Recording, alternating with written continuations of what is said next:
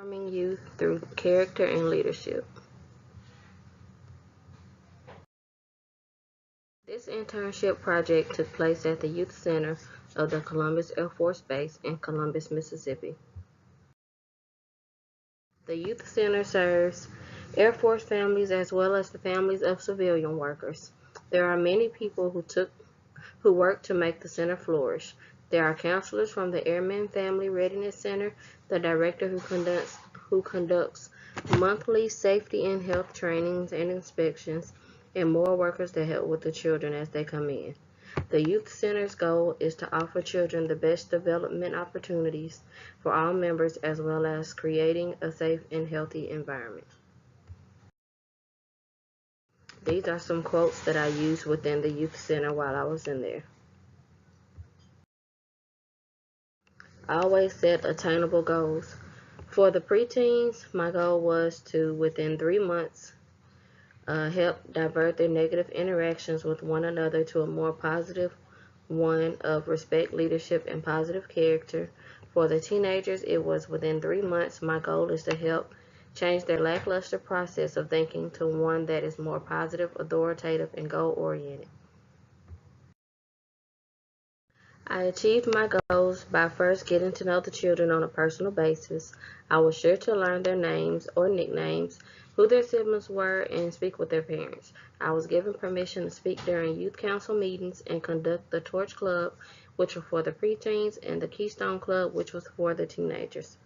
The director also gave me permission to help plan out the monthly calendar according to the activities they liked, and the meetings were necessary to be conducted based on behavioral, emotional, or physical problems that I observed. I took time to allow the youth to be themselves as well as time to speak with them when I saw they were upset or sad. This allowed me more time to get to know them. There were times that I was able to implement recognition for those who went over and beyond and achieved positive changes. I had members that I felt would get along with the new member, show the new member around for the day, and teach them the rules of the youth center. The youth gained more interest in the Torch Club, which was already implanted before I showed up.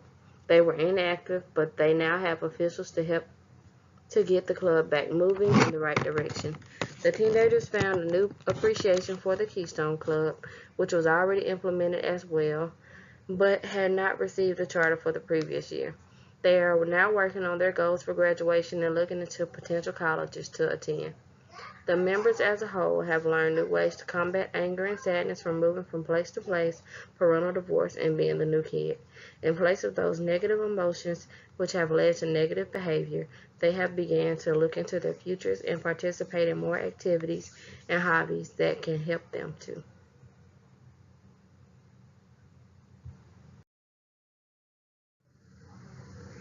The project started with the day that I was introduced to the members of the Youth Center.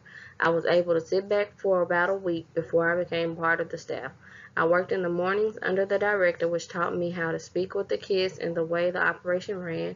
It gave me time to tell the director what I observed, which kids needed care from the counselors, and which parents should be contacted due to negative behavior with their child.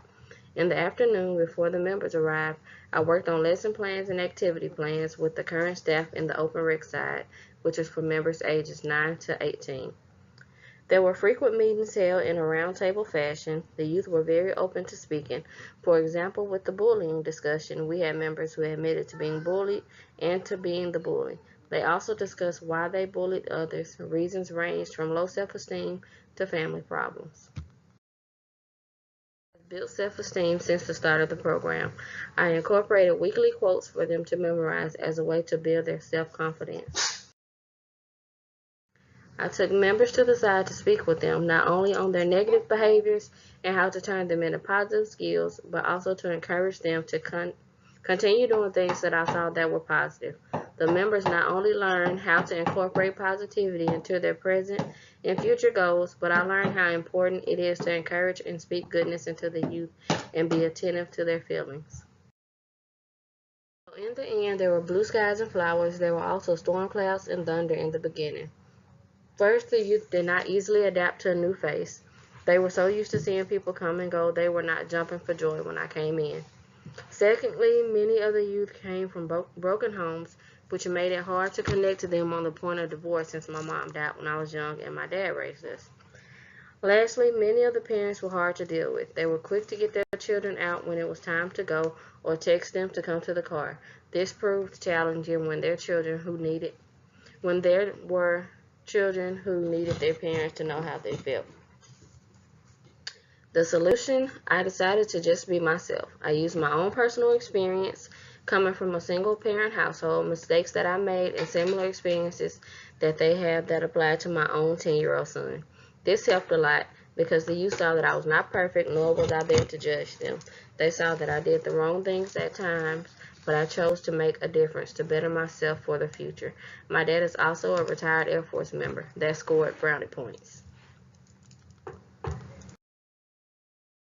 Through this experience, I have learned how to be a better mother for my kids.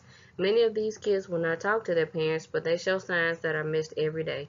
Many of the trainings and webinars that I have been through gave vivid information on the different changes that go on with children, not just every year, but every day. I learned that children can be stressed out, and most of the stress comes from the lives that parents put on their children. Occupations, being tired, going back to school, or even moving from location to location can stress a child out. Parents should have an open line of communication with their children so that they know what they are going through. The biggest lesson that I learned is that if you show youth that you honestly care about them, they will open up to you. It may not be at the first time or the fifth time, but one day they will give you a, "Hey, Miss Jones, guess what happened at school today?" If I could change one thing about this experience, it would be that I could continue to work with these youth until they graduate.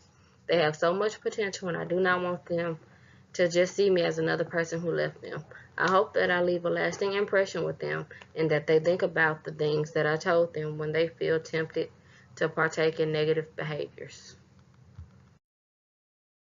Is a quote that I use with the kids on a weekly basis in conjunction with other ones that they learn.